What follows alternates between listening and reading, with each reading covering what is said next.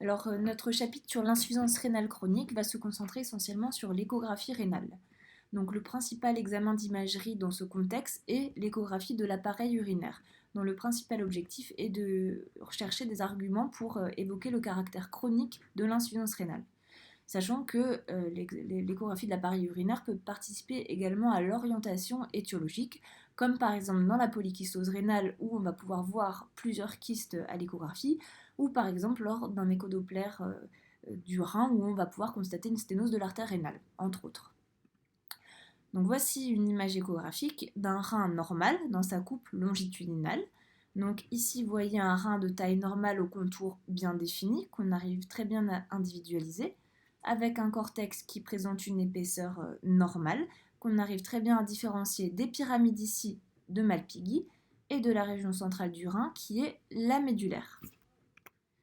Voici ici une image échographique d'un rein de début d'insuffisance rénale chronique dont le premier critère est la diminution de taille, un rein inférieur à 9 cm.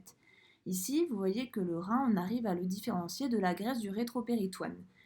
Voici ici le cortex qui est aminci, mais qu'on arrive toujours à différencier de la médulaire. Donc il s'agit d'un rein de taille diminuée avec une différenciation cortico-médulaire conservée. Donc, à contrario, à un stade plus évolué, donc toujours une image échographique d'un rein en coupe longitudinale, où là on va voir un rein qui est difficilement individualisable de la graisse du rétropéritoine, où on devine ici le cortex, ici la médulaire, donc on arrive à différencier les deux, mais de façon assez difficile. Il s'agit non seulement d'un rein de taille diminuée, mais avec une différenciation cortico-médulaire diminuée.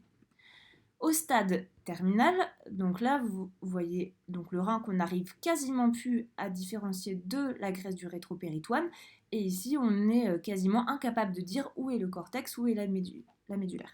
Il s'agit donc d'un rein d'insuffisance rénale chronique terminale avec une dédifférenciation complète cortico-médulaire.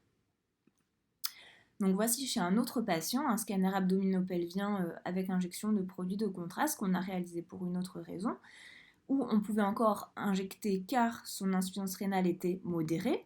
Ici, vous voyez un rein qui est de taille un peu diminuée. On a du cortex ici qui est aminci, mais qu'on arrive toujours à différencier de la médulaire. Chez ce même patient, quelques années plus tard, on a réalisé un scanner sans injection car il était déjà insuffisant rénal, donc terminal. Donc ici, un rein de petite taille où les structures anatomiques on n'arrive plus du tout à différencier les structures anatomiques d'un rein normal. Donc attention concernant le caractère de la diminution de la taille dans l'insuffisance rénale chronique, c'est pas une règle absolue. Il y a certaines causes où justement le rein va être de taille normale ou alors augmenté. C'est le cas de la polykystose rénale, du diabète, de l'amylose et de l'hydronéphrose bilatérale bien sûr. Donc un dernier cas particulier concernant l'obstruction responsable à long terme d'une insuffisance rénale chronique. Voici deux images de reins dilatés, donc de reins obstructifs, donc avec la dilatation des calices ici en boule, des deux côtés, avec sur l'image de gauche une obstruction aiguë et sur l'image de droite une obstruction chronique. Alors comment est-ce que nous on fait la différence?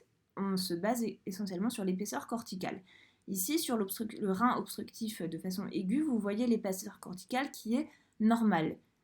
A contrario, ici, sur ce rein d'obstruction chronique, il existe donc un amincissement ici de l'épaisseur du cortex, mais ici quasiment une disparition du cortex. Il s'agit donc d'un rein obstructif de manière chronique qui va entraîner à long terme une insuffisance rénale chronique. Je vous remercie.